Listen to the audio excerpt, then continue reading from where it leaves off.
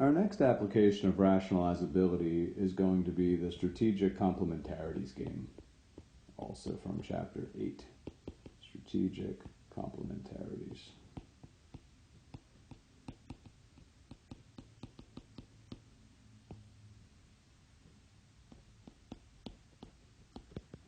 Okay. In this game, there are two partners.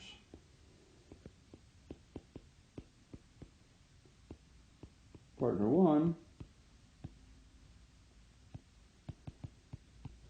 gives effort level, gives effort level X. Partner 2 gives effort level Y. Okay, so X and Y are the choices of effort to put into the partnership. And of course, the more effort the partner puts into the firm, the more money the firm brings in, right? So both of us are going to want the other guy to put in a lot of effort, of course, right? We're going to make the assumption that X and Y are measured and adoptable between the 0 and 4 closed interval, right? So 0 level of effort means you put absolutely no effort into the firm. 4 is the maximal number of units of effort you can put into the firm. If it makes it kind of concrete, you could think of you were measuring effort in terms of 6-hour increments. So 4 units of effort is like a 24-hour day. So each unit of effort is a 6-hour chunk of time, and we're allowing for continuous levels of effort. So you could think of 1.5 units of effort as a 9-hour workday, right? So the 1 unit is 6, and then half a unit is 3 hours, so a 9-hour workday. Okay, so we're this is and the reason 0 to 4 instead of 0 to 24. It's just for simplicity of the problem. 0 to 4 works out really nicely given the mathematics of this particular problem. So that's the only reason why it's 0 to 4 and not some other levels. Okay, we're going to let pi stand for profit of the firm. These are in dollars.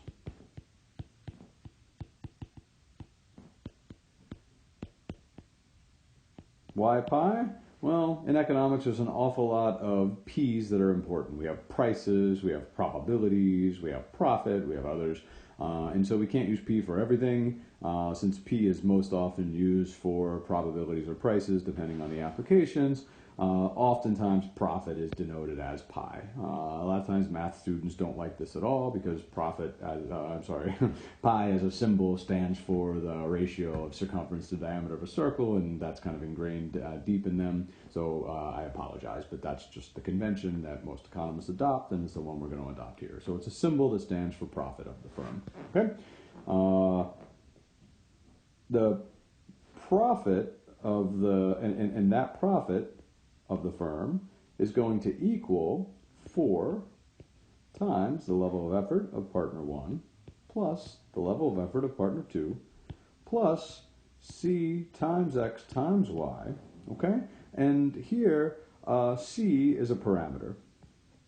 A parameter means that for any given problem, C is fixed at some particular number. So it's the and the parameter it stands for the complementarity of effort between partners. Okay, and we're going to restrict C to the open interval between 0 and make that a little bit clearer. 0 and 1/4. Okay, so C is restricted to be between 0 and 1/4.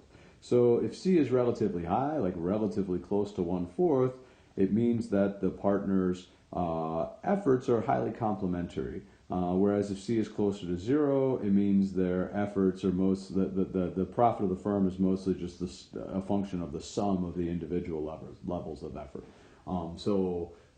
Maybe the way to think about this is two lawyers. If you have both of the lawyers work on their own separate cases, rarely work together, then the profit of the firm is pretty much equal to, is going to be a function of the sum of their individual levels of effort, right? Because each of them takes their own cases, they work them beginning to end.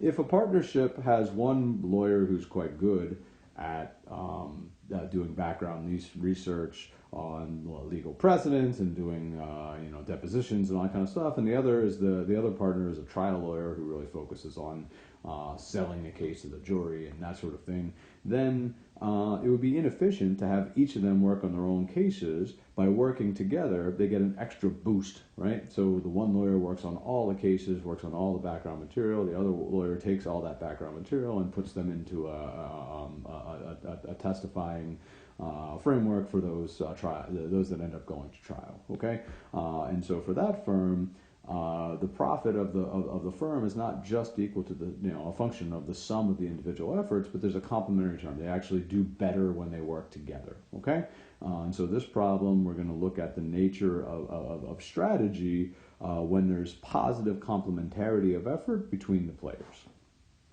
Okay, the profit of the individual. Okay, so profit of of partner one is going to equal half of the collective profit. Okay, so he gets half of the money from the firm, right? Each partner has a 50-50 stake in the financial aspect of the firm, less the cost of effort.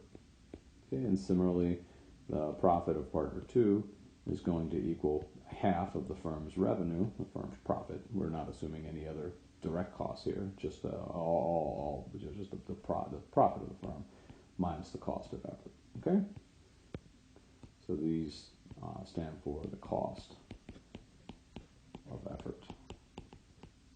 Okay,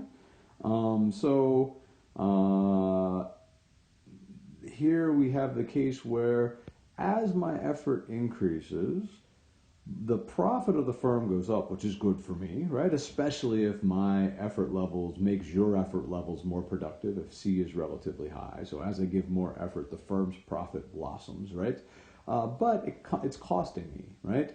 It's costing me Netflix time. It's costing me family time. At some point, it's costing me sleep. It's costing me health, workouts, things of that nature, bad eating habits, all that kind of stuff. And so that's where the squared term on the cost of effort comes in. Relatively small levels of effort don't hurt me so much, but the more hours that I'm working, each additional hour comes at a bigger and bigger cost. So if I'm working 100 hours in a week, that 101st hour is very costly because it's cutting into the bone, right? It's cutting into to sleep and things of that nature.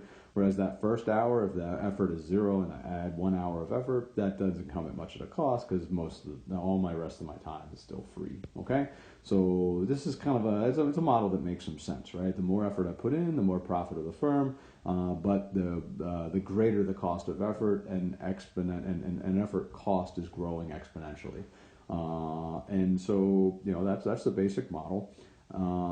In this model, that quadratic cost term, that squared cost term, is going to be really, really useful because we think that you can think that at low levels of effort, the profit of my own individual profit is going to be increasing because the cost of effort is pretty small, but the complementary nature of effort is helping the firm.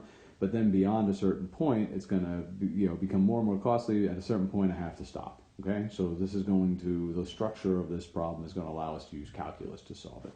Okay, so that's the basic model. I believe that's all the things we have to think about as far as where the profit comes from. So the next step is to think about how do I go about choosing an optimal level of effort. Okay, so let's let X bar be the belief of partner 2 about X, and let's let Y bar be the belief of partner 1 about Y. Okay, Y bar and X bar, like why are we using those variables? So it's so that we don't have to think of theta minus 1 and theta minus 2. These are stand-ins. So X bar is what we're using for theta minus 2, and y bar is what we're using for theta minus 1, just so that they map more clearly on top of the variables that we're using for the choices, right? It's just a simplifying notation. Also, why bar? Why are we using bars? Like, why not primes or anything like that? Well, bar is often used for average. So in fact, these are the mean beliefs of the players about the others. So we're allowing for the possibility that I have a mixed strategy belief about you, the other partner. So I could think that you give 0 effort half the time, or with a 50% chance, and an effort level of 4 half the time, 50% chance, right? So the mean effort in that particular case would be 2, right? If half the time you give 0 and half the time you give 4, the mean effort is 2. The solution to this problem is going to be identical regardless of whether you have a pure strategy belief of 2 or a mixed strategy belief of 0 and 4 with equal probability. Okay, so the mean belief is all I need, and I can solve it as if you had a pure strategy belief. It's equivalent in solution to the mixed strategy belief. The reason is that the effort of the other person enters linearly in my profit function given the parameter C and the choice of X, my choice variable. Okay, so Y is linear in those two things, and that's why I don't have to worry about more complicated beliefs. If the problem was more difficult, if the profit function was non-linear in my beliefs of the other player, that would no longer be true, and the mixed strategy belief would give me a different answer than the mean of the mixed strategy belief as a pure strategy. Okay? If that's a little bit too complicated, don't worry about it. We'll just assume going forward at this point that I have pure strategy beliefs the other player, and I'm only going to adopt pure strategies. Okay? And we're not really losing much of anything. The problem is more general than that, but we can solve it as if that's the case, and we're totally fine. Okay? For this class, that's good enough for me. All right, so these are my beliefs about the other player. And so what I'm going to do is maximize my profit given my beliefs about the other player. I should say one little bit more about C. C, I think I mentioned, is what we call a parameter in these problems. X and Y are our choice variables, right? So C is fixed at some level for a particular problem. So if the partners have really highly complementary effort levels, then C is going to be relatively high. So for example, that might be 1/5 for a particular partnership. It's a relatively high C. Whereas for another type of partner where each person takes on almost all their own cases and have a little overlap between them, maybe C in that particular case is going to be like 1/10 or something very small, something very close to 0. So for any given law firm, C is going to be fixed, right? So they know what C is. They're gonna just think of that as some number, right?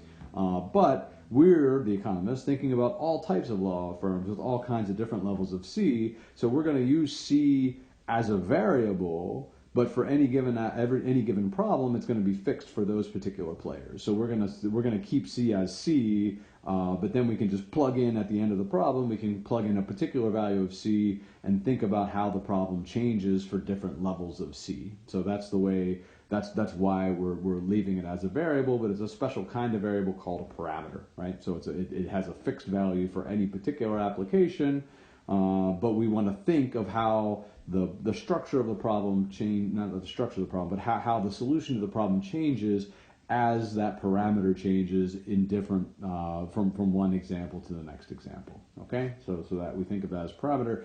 X and Y are what we call endogenous.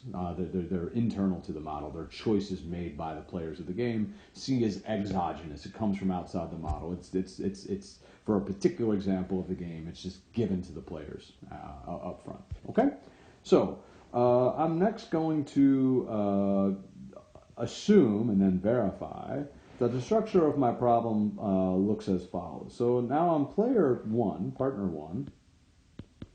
And so my choice variable, of course, is X. That's the level of effort I'm going to put into the firm.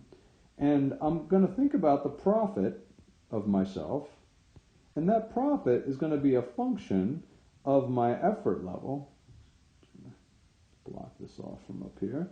It's going to be a function of my effort level and my belief about you. So that, in fact, that's not my profit, that's my expected profit. Okay, so the expected profit I get is going to be a function of my choice variable and my belief about what choice that you make. Okay, Here again, we're going to assume for simplicity, as I've actually assumed it already above without stating it, that my utility function is linear in dollars, right? So each additional dollar gives me the same marginal utility, so that half of the firm profit, I just think of, so whatever that firm profit is, I just think of that as not only dollars but also utility points. I'm not thinking of more complicated preferences, just to make the problem more transparent, more simple, so we can distill it to the essence of the strategic aspects of the game, right? So I'm not worried about the more complicated utility elements of the game. I'm thinking strictly about so if we had, for example, different risk aversion, then the solution, then we no longer have the case that the mean beliefs were the same as the mixed strategy beliefs. So if I thought you were going to do effort of 0 half the time and 4 half the time, that's a very different circumstance than if I think you're going to do an effort of exactly 2 all of the time, right? It's riskier if you're going to be between 0 and 4. If I'm just maximizing expected value, it's the same. I don't have to worry about that. The solution to the mean is the same as the solution to the mixed strategy. If I have more complicated preferences, if I have risk aversion, for example, that's going to change. Those 2 problems have different solutions. We're not going to worry about that because the focus of the course is not on preferences, it's on the strategic interaction, okay? So there again, I'm just going to think of utility and profit being and dollar profit being the same thing, so we can focus on strategic aspects of the game. So I'm going to conjecture that my profit as a function of my own effort and my belief, my expected profit, and belief of the other player, looks something like this. Okay? That it's concave down. So that there's going to be some, call it like magic level of effort, optimal level of effort, we're going to call that optimum X star, that maximizes my profit, my expected profit. Okay? So X star is going to be the unique level of effort that maximizes my expected profit. Okay?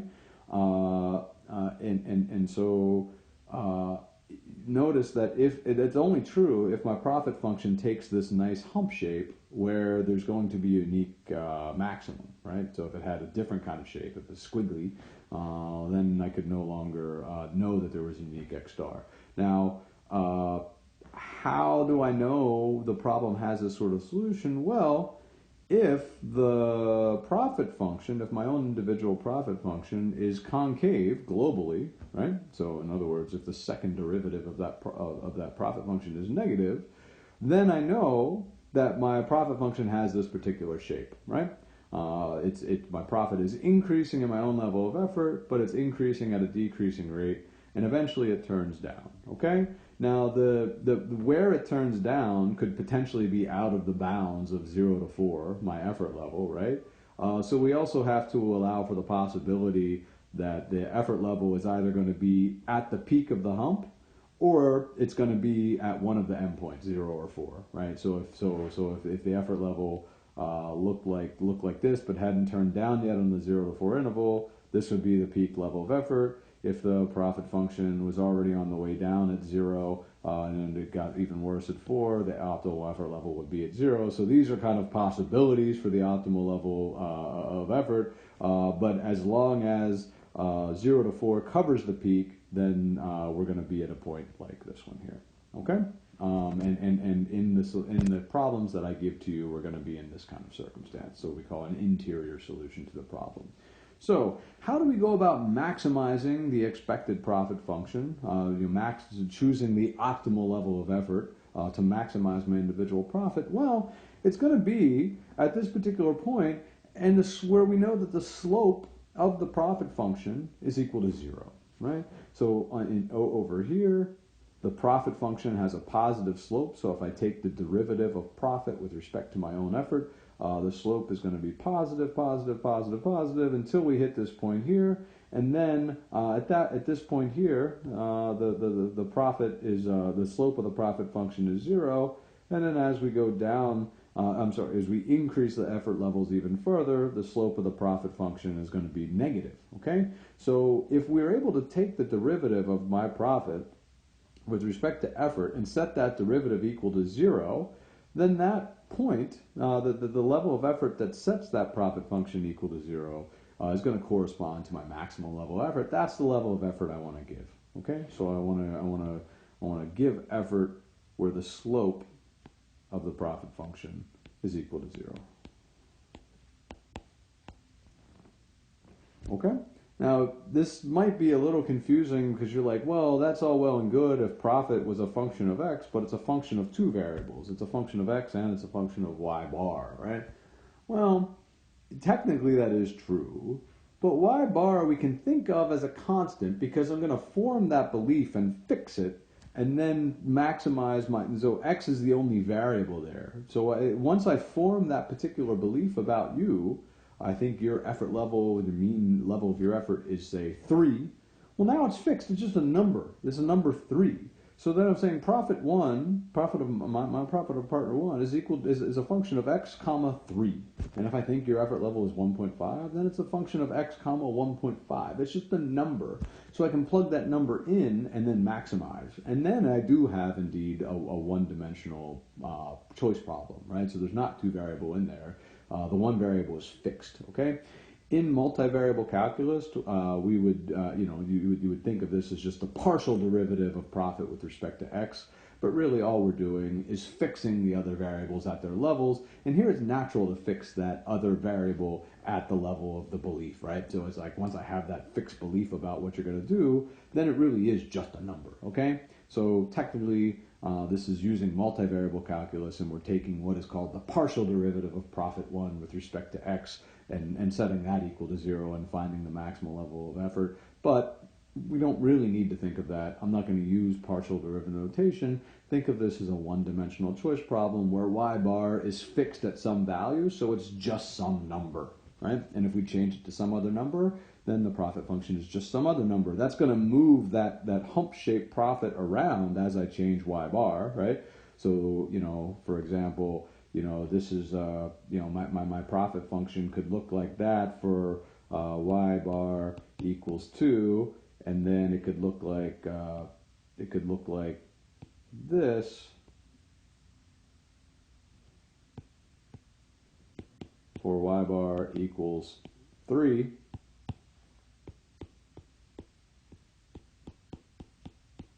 Right, so the profit function itself is changing as y bar changes, but for any given y bar, I'm conjecturing that it always has that hump shape. Okay, that's the important thing. So the hump moves around, but it's always humped shape. Okay, now if it's always humped shape, look what my profit function looks like. I have the profit of player 1 is equal to 2 times x plus y plus cxy minus x squared, right? Remember, the profit of the firm is equal to 4 times the quantity x plus y plus c times x times y. Getting half of that, so I'm getting 2 times the quantity x plus y plus c times x times y, okay? And it might help to break this out into 2x plus 2y plus 2cxy minus x squared. Okay, now, here again, expected profit, right? So it's the expected profit, so I'm going to let that equal y bar.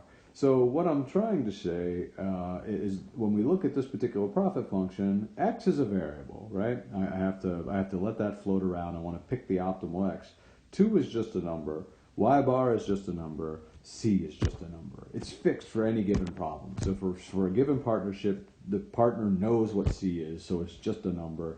He forms a guess of y bar, so y bar just becomes a number, whatever that number is and whatever C is. So now profit really is just a function of x. So I can take the derivative of profit with respect to x.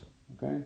So the derivative of profit of player 1 with respect to x. Okay?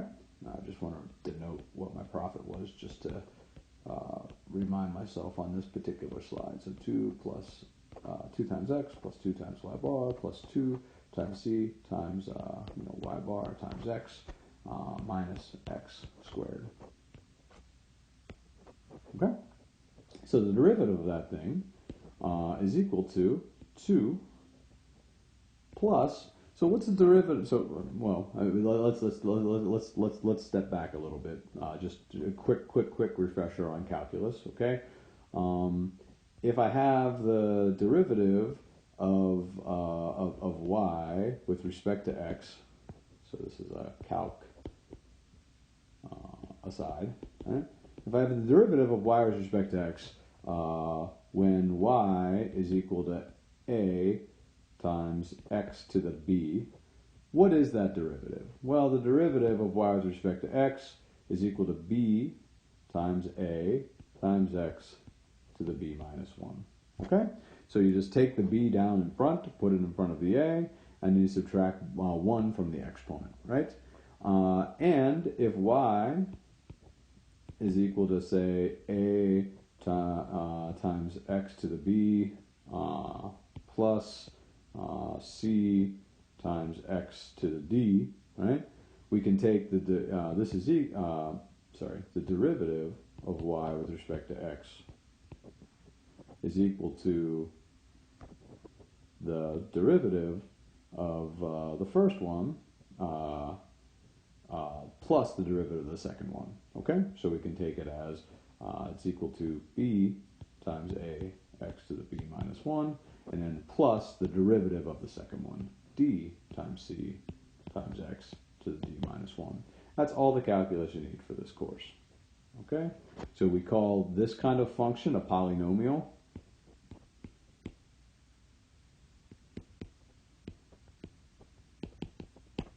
One where the variable's in there, you have a parameter out in front and an exponent parameter, but nothing else, right?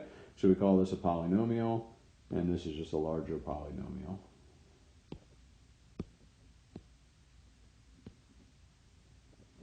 Okay, and so with calculus, we take the derivative of a sum is simply equal to the sum of the derivatives, right? So we can take the derivative of the first one and the derivative of the second one, add them together, that's equal to the derivative of the entire sum. And for polynomials, we just take the exponent out in front and subtract 1 from the exponent, that's the derivative. Okay, I'm not going to go into any more details or explanation of why that's true, but you've all learned that in calc or even pre-calc. And as long as you would know what the rule is for differentiation, why the rule works doesn't matter for this particular course. So it should be quick to get yourself up to speed on the calculus in terms of actual solving problems that you need for this particular class. Okay, so the derivative of the profit of firm 1, or partner 1, with respect to x is equal to what? Well, it's the first term is 2x, so the derivative of 2x is simply 2. The second term, what is that? Well, it's 2 times y bar. Y bar is a number, like it might be 3, in which case it's plus 6. Y bar might be 1, in which case it's just plus 2. It might be 1.5, in which case it's plus 3, right? So whatever that number is, how does that number change when x changes? It doesn't. 2y bar is not a function of x, right? It's just a number. It's a constant. The derivative of a constant with respect to a variable is 0 because that number won't change as x changes. Remember, a derivative is the change in y over the change in x as the change in x gets arbitrarily small. Well, it doesn't matter how small the change in x gets, the constant doesn't change at all, right? So 2 times y bar is a constant once you form that particular belief. So that derivative, that term, is just 0, okay? Now what about this one? This one is 2 times c times y bar times x, right? Well, 2 is a number. C is a number, it's given. This player knows what c is. Y bar is also a number. It's not given, but he formed a guess, right? So 2 times c times y bar is a number, right? So it's some number, 2 times c times y bar, times x. Well, what's the derivative of that thing? Well, the exponent on x is 1, right? So you put a 1 out in front, times 2 times c times y bar times x to the 1 minus 1, x to the 0. X to the 0 is equal to 1, right? So this term simplifies to 2 times c times y bar, right? Again, c and y bar are numbers just the way that 2 is a number, right? C is a given number. It's called a parameter. The player knows what c is up front. Y bar is just a number that this player formed as a guess. So 2 times c times y bar is a number. It's a number times x. So the derivative of that number times x is just equal to the number. Okay? And then the derivative of negative x squared, you bring the 2 down, and then it's x to the first power, so it's simply equal to minus 2x. Okay? That's the derivative of profit with respect to x. All right. Now, if my profit function has that nice hump shape that I thought it did, right? And profit 1, x, if it has that shape, then I set that derivative equal to 0, and I solve for that value of x. That will, once I fix that derivative, this is the slope for any value of x. Once I set that derivative equal to 0, then I can solve for the particular value of x at which this profit equals 0, and that's going to be, at which this profit is maximized, the slope is equal to 0, and that's going to be x star. That's going to be the optimal value of x that I can pick. So I set the derivative equal to 0, and now I have x star.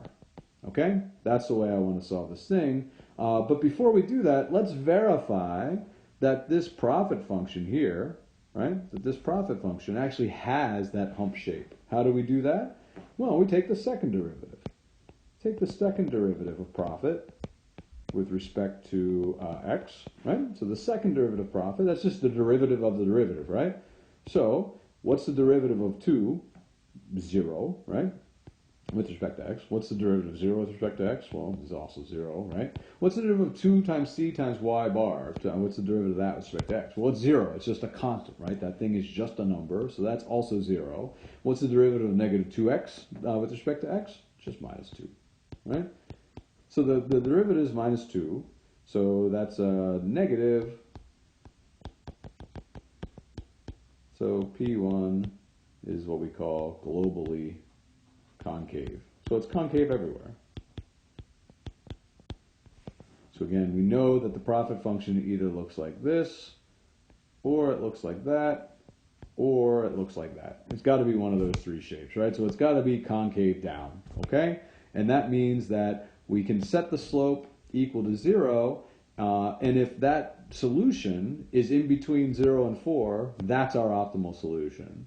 And if where the value of x is maximized, right, if that's not between 0 and 4, if it ends up being a negative number or a positive number, then we know that we're at one of the two endpoints, right, those two endpoints. So the solution, the best solution to the problem, if the solution, if x star, the optimal value of x, is between 0 and 4, that's the optimal solution.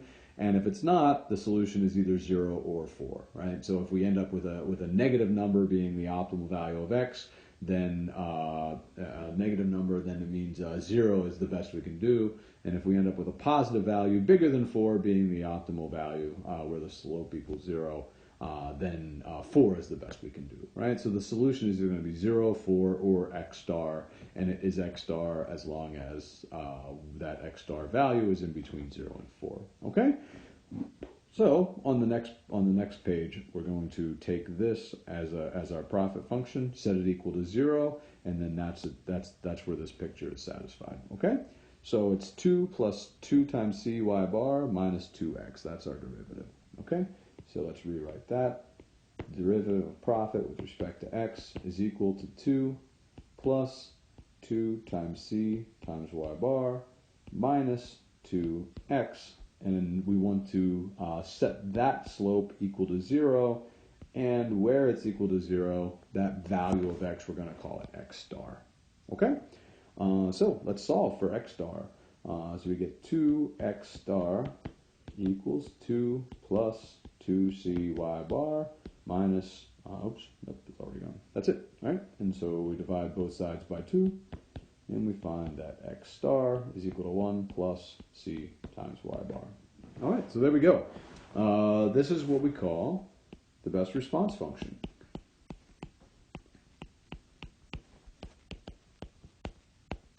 So from previous parts of the course, we would call that BR1 of theta minus 1, right? This would be the best response of player 1, choice of effort, given the parameter C and her belief about the effort of player 2, given theta minus 1, which is, we're calling y bar in this case, okay? So that's the best response function for player 1. player two's, if we take the derivative of profit 2 with respect to y, we're going to get something very, very similar, right? So y star is, because they have symmetric profit functions for this particular gain, is going to be 1 plus c times our belief about player 1, sorry. Okay, so these are called the best response functions. Okay? Next, we have to think about rationalize ability. Okay, so given my belief about you, this is what I do, but I'm not sure what you're going to do. Okay, so I've got to think about what you're going to do, and so the next thing I'm going to think about is dominated strategies. Like, what are things that I'm definitely not going to do? Okay, well, in the first round, I'm allowed to believe anything I want about you. I just have to think about rationality and not the common knowledge of rationality. I can think that you're going to do anything you like, right? So y bar, my belief about you, could be anywhere from 0 to 4, right? And since y bar is anywhere from 0 to 4, x star, we see, is increasing in y bar, right? So when y bar is as low as it's allowed to be, the x star minimum equals 1 plus c times 0, which is just 1, right? So that's the minimum value x can be. If my belief about you is the worst, like you're a lazy slacker, you're not going to put any effort at all into my firm, I'm still going to give an effort level of 1. That's still going to maximize my profit. I don't give 0 effort here, right? And x star maximum is equal to 1 plus c times 4. That's going to be the biggest value. Notice that my best response is increasing in y. The bigger that my belief about you is, the more effort I give. And that's where the strategic complements come in. So because of that magnification term, the c times x times y, the more effort you give, the trade-off of that x squared term being painful, it's not met until a bigger value of x because of that c times x times y bar term. Okay? All right? So x star in the first round of iterated dominance, x star is going to be in the range between 1 and 1 plus 4 times c. But remember what that value of c is. We restricted c as not allowed to be bigger than 1/4, right? In fact, it's not even allowed to be 1/4. It can get arbitrarily close. If it was equal to 1/4, then 4 times 1/4 is 1. So the maximum effort is some number less than 2, right? It can get arbitrarily close to 2 if c is arbitrarily close to 1/4. So already, like, rationality alone for this model implies that even though efforts are allowed to be between 0 and 4, a rational person only gives an effort level between 1 and 2, right? And the smaller c is, the lower that upper bound gets, and it gets closer and closer to 1, the smaller and smaller that c gets, right? So rationality already gives us a lot of bite in this model, right? We're not going to see effort levels of smaller than 1. We're not going to see effort levels of bigger than 2. It's going to be some number between 1 and 2, okay? Now, common knowledge of rationality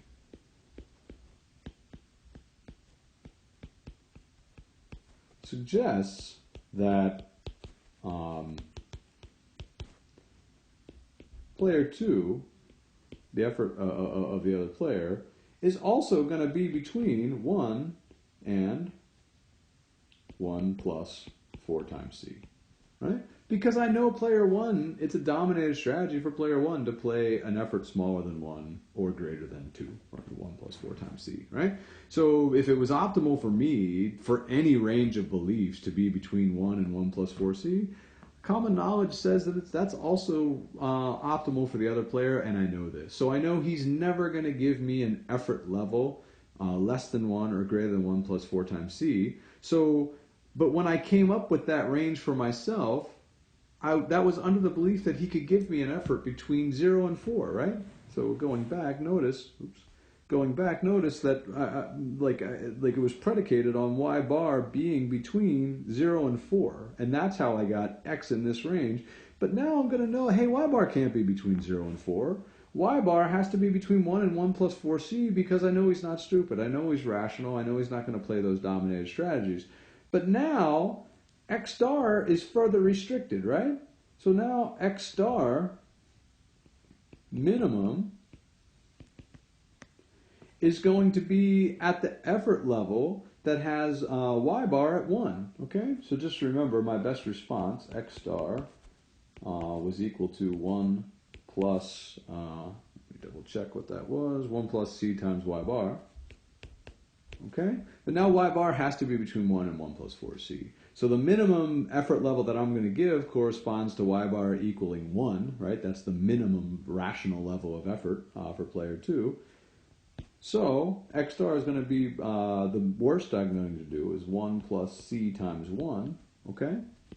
So my effort level is going to be between 1 and 1 plus c. And x star max is going to equal 1 plus 1 plus 4 times c.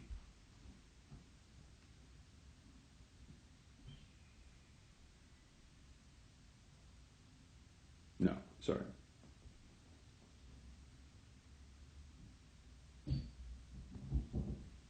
One plus c times the maximum effort level, which is 1 plus 4 times c. Okay? And so the maximum effort I'm going to give is 1 plus c plus 4c squared. Okay? But now look, my level of effort, given the common knowledge of rationality, in the first round of iterated dominance, so my rational level of x is between 1 and 1 plus 4 times c. But after I realized that my partner's maximal level of effort is also similarly constrained, my new restriction on levels of effort is that I'm going to be between 1 plus c and 1 plus c plus 4 times c squared, right? But common knowledge of rationality. So I know this must be true for my partner as well, because he's going to apply iterated dominance in the same way that I'm applying iterated dominance. So now y bar has to be between 1 plus c and 1 plus c plus 4c squared, right? But look, that level of effort is smaller than this range. This range of effort is smaller than the other range of efforts, right? So I've further shrunk the range of efforts that I'm allowed to think about as my partner doing, which is now going to further change and restrict the level of effort that I can give, okay? So this is the smallest end, and this is the largest end. So my x minimum, the best x that or the worst case scenario, is that the lowest level of effort I'm going to give is equal to 1 plus c. We're still going back to the best response function. 1 plus c times y bar. The smallest y bar is allowed to be now is 1 plus c. So that's simply equal to 1 plus c squared. And the maximum level of effort is equal to 1 plus c times 1 plus c plus 4c squared. It's equal to 1 plus c plus c squared plus 4 times c to the third. Okay? But, of course, y bar has to be in the range. My belief about y bar now must be updated, and because of the symmetry of this problem, it's going to be updated to the same range as my own optimal range of x, and so on and so forth. Okay? So if we continue this problem, and if we do one more round, what we're going to find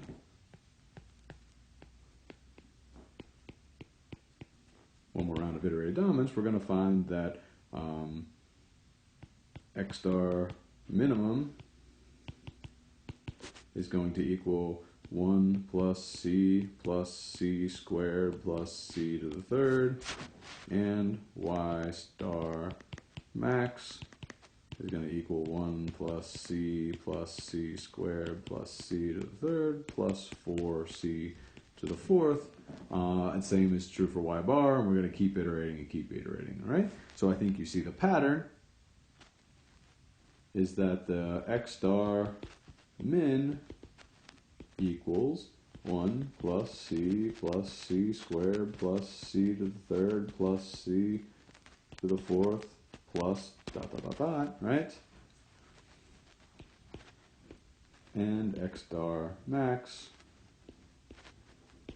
equals 1 plus c squared plus c to the third plus c to the fourth plus dot dot dot dot, and then eventually plus, so if we go through n rounds, this will be c to the n rounds, and this will be plus c to the n plus c, plus 4 times c to the n plus 1.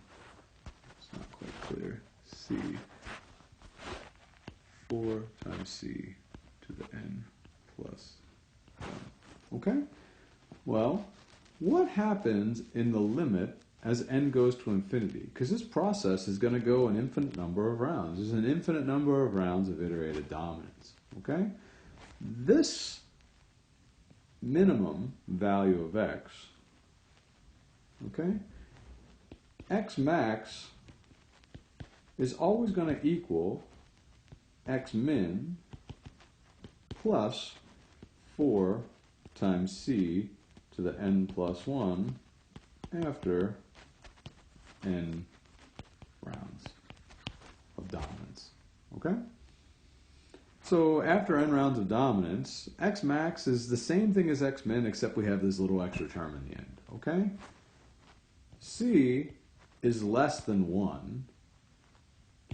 So as n approaches infinity, 4 times c to the n plus 1 approaches 0. It's negligible. It doesn't matter, right? So he takes the number, even if it's as close to 1/4 as possible, 1/4 to the 1,000,001th power is 0, right? So there's no, it's for all intents and purposes, it's 0, okay? So basically, as n goes to infinity, as the rounds of dominance go to infinity, x star minimum approaches x star max. They're the same number, right? They converge to the same limit, okay? So all we have to worry about, x star is equal to this infinite sum. 1 plus c squared plus c to the third plus c to the fourth plus dot dot dot dot, right? If you like, you can think of this as the sum as n equals 0 to infinity of c to the n. Okay, that's the sum that we're looking at. All right. Finally, since c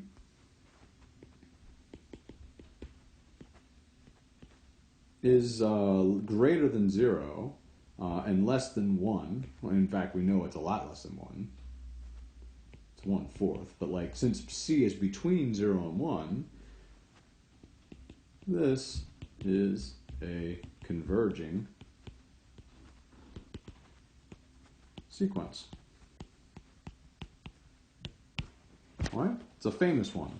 Okay, it's the converging. It's the converging sequence.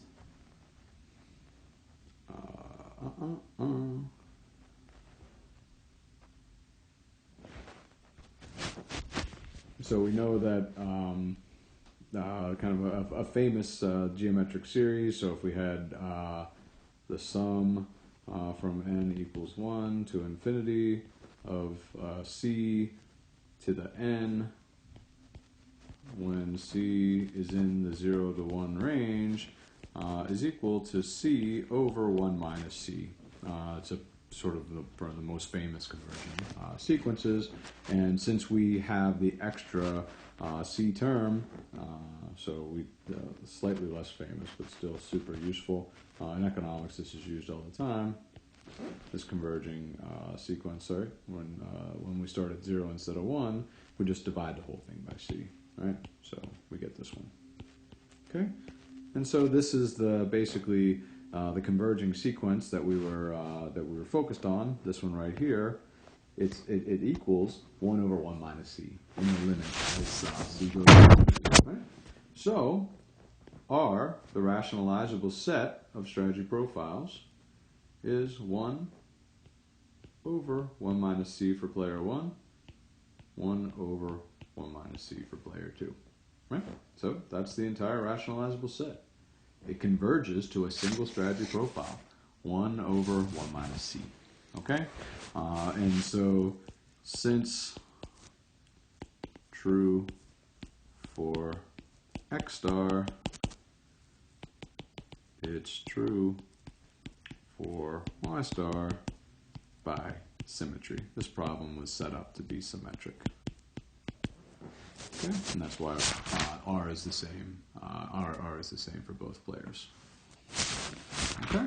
So this is a problem where there are a continuum of strategies available, right? There's an infinite number of strategies you could adopt between 0 and 4, and it also allows for mixed strategies, right? So it's a double infinity in some sense. If we allow for mixed strategies, even though there's all these strategies available, there's a unique one that's rationalizable.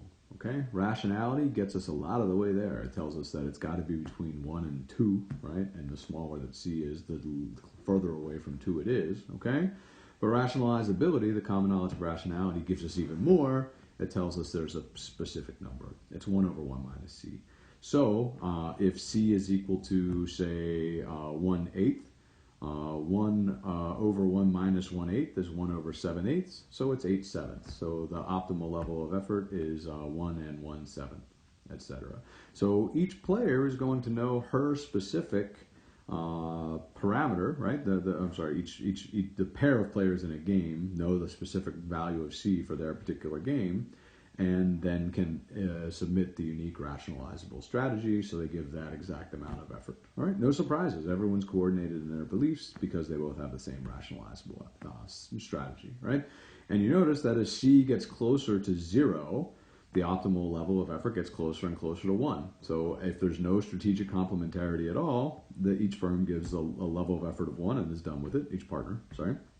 As c gets closer and closer and closer to 1/4, the denominator of the problem gets closer and closer and closer to 3/4, so the optimal level of effort gets closer and closer and closer to 4/3. Okay? So you can, because of the complementary term, you can get effort up to 1 and 1/3, right? So it adds an extra 1/3 of a unit of effort. Remember, this could be 6-hour chunks, so a third is 2 hours. So the optimal level of effort goes from 4 to 6 hours. Under that normalization, right? From 6 to 8 hours, right? Under that normalization, okay? Say it one more time. We were adopting a normalization where each unit was 6 hours. With a lack of complementarity, they give 6 hours of effort. With the maximal degree of complementarity, we approach having an extra 1/3 of a unit. Which is 1/3 of 6 hour of a 6-hour unit is 2 hours. So the maximal effort would go up to 8 hours. So in that particular normalization, where each unit of time, each unit of effort is 6 hours, the rationalizable level of effort would range from 6-hour days to 8-hour days, depending on the value of c. And individual players know what the value of c is for their particular game. They know what their firm looks like, if they have high complementarity or not.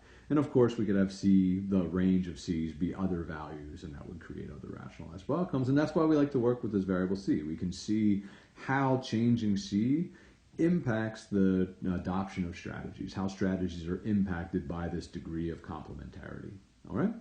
And so that concludes discussion of the strategic complements game.